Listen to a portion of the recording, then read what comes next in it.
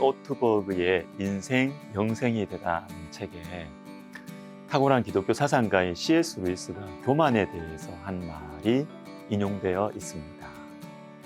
교만에 비하면 음란, 분노, 탐욕, 술취한 같은 것은 모두 세 발의 피에 불과하다. 마귀가 된 것은 바로 이 교만을 통해서다. 교만은 다른 모든 악으로 이어진다. 교만은 하나님께 완전히 반하는 마음 상태다. 여기서 끔찍한 질문 하나가 떠오른다. 교만에 명백히 사로잡혀 있는 자들이 어떻게 하나님을 믿는다고 말하고 매우 종교적인 것처럼 행세할 수 있는가? 필시 그것은 가공의 하나님을 섬기고 있기 때문이 아닐까 싶다. 여러분, 교만은 위험합니다.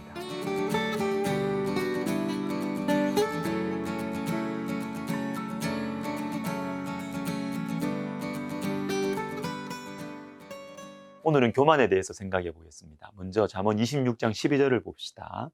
내가 스스로 지혜롭게 여기는 자를 보느냐? 그보다 미련한 자에게 오히려 희망이 있느니라. 자, 이 말씀이 여러분 잠언에 나온다는 것이 놀라워요. 잠언은 지혜의 말씀이잖아요. 그래서 잠언에서 막 높이는 사람은 지혜로운 사람이에요. 그러니까 반대로 잠언이 낮추는 사람은 미련한 자죠.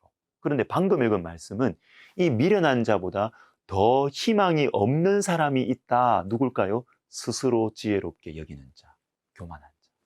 여러분, 교만은 위험해요. 오늘 본문인 잠언 15장 25절을 보십시오. 여호와는 교만한 자의 집을 허시며 과부의 지게를 정하시느니라. 과부가 나옵니다.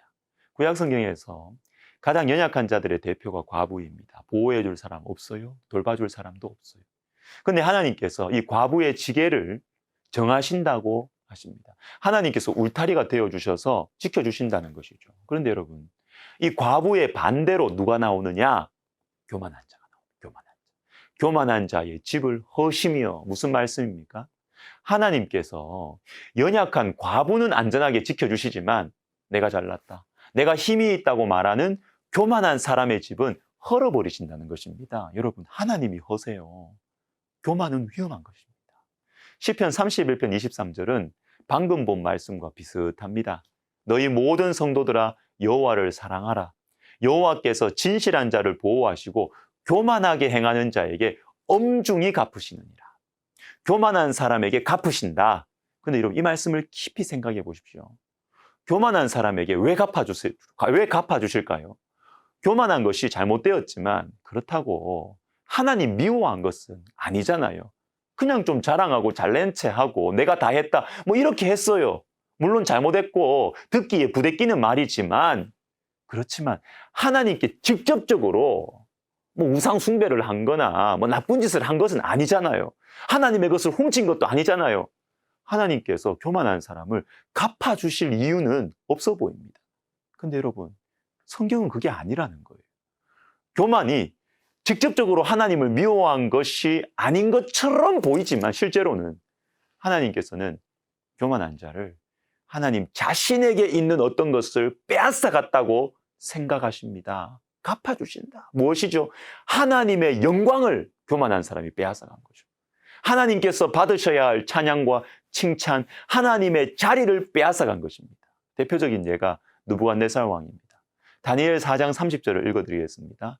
나 왕이 말하여 이르되 이 큰 바벨론은 내가 능력과 권세로 건설하여 나의 도성으로 삼고 이것으로 내 위엄의 영광을 나타낸 것이 아니냐 하였더니 내가 했답니다. 내가 건설했고 내가 결정했고 그래서 나의 위엄의 영광을 나타내고 있다라는 것입니다. 이게 교만이죠. 바로 이어서 이런 말씀이 나옵니다. 이 말이 아직도 나 왕의 입에 있을 때에 하늘에서 소리가 내려 이르되 느부갓네살아 내게 말하노니 나라의 왕위가 내게서 떠났느니라. 하나님께서 느부갓네살 왕을 7년간 들짐승처럼 지내게 하십니다. 왜요? 하나님 자리를 빼앗았기 때문에. 하나님의 자리, 내 인생 가운데 있는 하나님의 자리를, 하나님의 영광을 내가 차지한 것입니다. 우리 교회에 있는 하나님의 자리를 내가 차지했고, 자녀들의 인생 가운데 있는 하나님의 자리를 내가 차지했고, 나의 일 가운데 있는 하나님의 자리를 내가 차지한 것입니다. 여러분, 교만은요, 인격의 문제도 아니고 예의의 문제도 아닙니다. 영적인 문제입니다. 영적. 하나님의 자리를 빼앗은 것입니다. 그러니까 여러분, 교만하면 하나님께서 대갚아 주시는 거예요. 그냥 너 나쁜 짓 했구나, 꿀밤 한 대. 여러분, 교만은 그 정도가 아니에요. 너가 내 자리를 빼앗았네. 내가 갚아주겠다. 내가 너와 싸우겠다. 여러분, 그래서 교만이 무서운 것입니다. 베드로전서 5장 5절을 읽어보겠습니다. 젊은 자들아, 이와 같이 장로들에게 순종하고 다 서로 겸손으로 허리를 동이라. 하나님은 교만한 자를 대적하시되 겸손한 자들에게는 은혜를 주시느니라. 여러분, 교만한 자를 하나님께서 대적하신답니다. 여러분, 하나님과 싸워서 이길 수 있습니까? 하나님께서 싸우시는 인생, 하나님께서 막으시는 인생, 끔찍하지 않습니까? 사랑하는 성도 여러분, 인생의 문이 막혀 있습니까? 되는 게 없습니까? 직접적인 도움이 안 될 것 같아 보이지만 여러분, 교만을 한번 버려보십시다. 겸손하기로 작정을 한번 해보십시다. 교만한 자를 대적하시되 겸손한 자들에게는 은혜를 주시느니라. 여러분, 하나님께서 막으시면 안 돼요. 문이 안 열립니다. 그러나 하나님께서 은혜를 주시면 되는 것입니다. 하나님은 교만한 자를 대적하시되 겸손한 자들에게는 은혜를 주십니다. 기도하겠습니다.